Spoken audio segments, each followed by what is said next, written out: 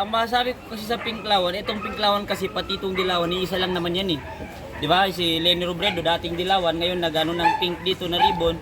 Kasi para daw sa love. Kasi yung mga nakapaligid sa kanya ngayon, parang mga may stroke na bakla.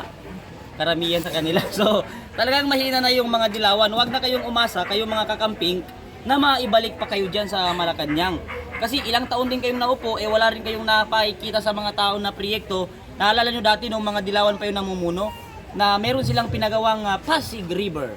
At nung dumaan ang mga Dilawan doon na bumagsak yung river, sila rin ang naligo doon sa kanal. Tapos gumawa naman sila ng project nila na kumukuha ng basura dyan sa Ilog Pasig, lumubog din. No? So talagang ito, kahit anong gawin natin, talagang mahina po itong mga kalaban natin. So wala na talaga kahit anong gawin nila, hindi na sila mananalo sa 2028. At Sara ang magiging presidente natin sa 2028. At pagkatapos ng termino ni Sara, Kitty Duterte na naman. Pagkatapos na ng Kitty, Basti na naman, Omar na naman. Hanggat may Duterte, Duterte pa rin ang taong bayan. Paano yun? Naiyak na yung mga ano dito, mga loyalistang MP na stupido. Hindi yan mga loyalista. Ang tawag sa kanila is lolong lista. Ay, Mga lolong lista. lalo to. Di ba? Hindi yan mga loyalista ang tawag yan, mga lolong lista. Mga lolong lista ni Bobong Magnanakaw. Etong mga lolong lista. Etong mga lolong lista.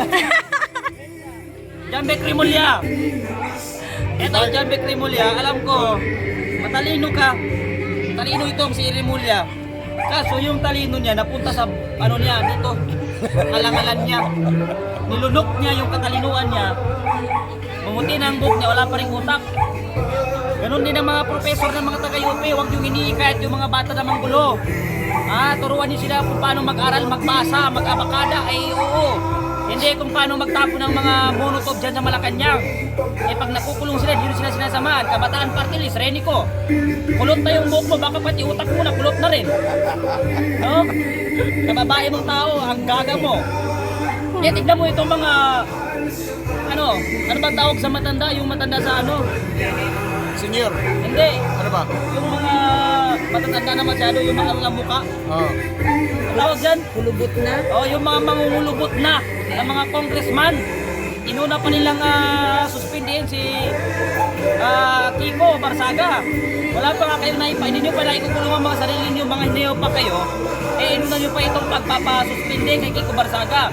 Alam nyo, mga congressman na mga matatanda na may mga arthritis at rheuma na malapit ng matigok, mga tigulang, huwag nyo ngayon nakain yung mga problemang wala namang kwenta. Ang pagtulan nyo ng pansin, pakulong nyo mga sarili ninyo. Yang 200 mahigit na bumoto para sa kay Kiko Barsaga na suspension, yan yung mga nabayaran ni Bongbong Marcos. Lahat yan ay nakakuha doon sa Ghost Project ni Bongbong Marcos. At ngayon, ayaw nilang magsalita si Kiko Barsaga dahil si Kiko Barsaga hindi nabayaran. Kaya yung 200 mahigit na yan nagpirma para sa kay Kiko Barsaga, lahat yan nakinabang yan sa Ghost Project ni Bongbong Marcos. Magdanako yan. Sabi ni Bongbong Marcos, marami siyang ipapakulong ngayong December. Oo. At sabi niya, ito na yung pinaka-end game. Anong masasabi mo? Yan na yung pinaka-endgame Bongbong Marcos. Kung totoo yung sinasabi mo, iuna mong ipakulong yung nanay mong mandarampong na magnanakaw. Tapos yung anak mong si Sandro na magnanakaw rin. Tapos sarili mo magnanakaw. Lahat ng pamilya yung ikulong nyo kasi lahat kayo magnanakaw, mga gago. Dumuro ka nga pa, Park. Dumuro ka nga ganon. Eto, Doon pa ganon, pa ganon, pa ganon. pag ganun. Oo, yan. Ano, matagal ng issue yung sa PhilHealth na pinababalik talaga ng korte, last year pa yun. Ngayon, ang sabi ng Palacio, sa year 2026 pa ibabalik. Pero ngayon, inaapura na siya ng Korte Suprema, ng Supreme Court, na ibalik na talaga ang 60 billion. kasi hindi na raw pwede silang manahimik lang, kaya kailangan kumilos Yan. na. Yang 60 billion na yan, nakinabang din dyan yang si Risa Ontiveros na may balak pang tumakbo ng presidente yang gago. No? Sangkot din yun sa 60 billion na ninako na ng puno ng PhilHealth Yang si Risa Ontiveros ngayon, hindi nila ibabalik. Bakit? Naubos na nila yung budget ng PhilHealth kaya nahihirapan silang ibalik yan. Tapos, pinunduan pa ni Bongbong Marcos ng 200 billion yung Maharlika Fund niya. Wala namang nagagawa, wala namang naitutulong yung Maharlika Fund niya. Pinunduan niya na napakalaki. 200 billion naman yan ang pinunod dyan. Ngayon, ninakaw pa niya ang budget ng flood control project at ninakaw pa niya itong para na sa mga taong Pilipino na walang pambayad ng ospital. Wala nang pondo ngayon ng ating PhilHealth. Kaya yung mga senior citizen nakapila pag na-hospital. Nai-stroke na nga pinapasuot mo pa ng pangalan. Kain muna tayo mga kababayan kasi baka ako may stroke. Ma'am, nabanggit niyo po about kay Vice President Sara Duterte. Ngayong February po, magkakaroon ng refile ng impeachment laban kay Vice President Sara Duterte. Kung sakasakali ho magtagumpay sila na ma-impeach si Vice President Sara Duterte, ano kaya ang madudulot nito sa sambayan ng Pilipino? Alam nyo, gulo yan. Unang-una, ang kataas-taasang hukom ay tinurn down na yan. At tapos na yan. Gusto nila talagang sirain si Vice President dahil alam nila na winnable. Minahal ng taong bayan. Alam nila na kung iyan ay maupo, yung mga katiwalian nila ay mabubuksan.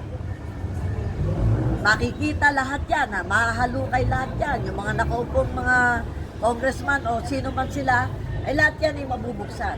Dahil ang gobyerno na italagay niya, maaari pang niya malampasan ng kanyang ama. Kasi si Tatay Digong, dahil naging mayor ng matagal na panahon, naging congressman, alam na niya yung damdamin ng mga ordinaryong tao. Si Inday Sara, makikita mo na may tapang. May isang salita. At alam ko yung tapang na yon at ang galing niya bilang isang abogada ay gagamitin niya sa pagbabago ng ating bayan, ng ating bansa. At tingin ko walang mangyayari dyan. At kung yan yung gagawin nila, malaking gulo yan.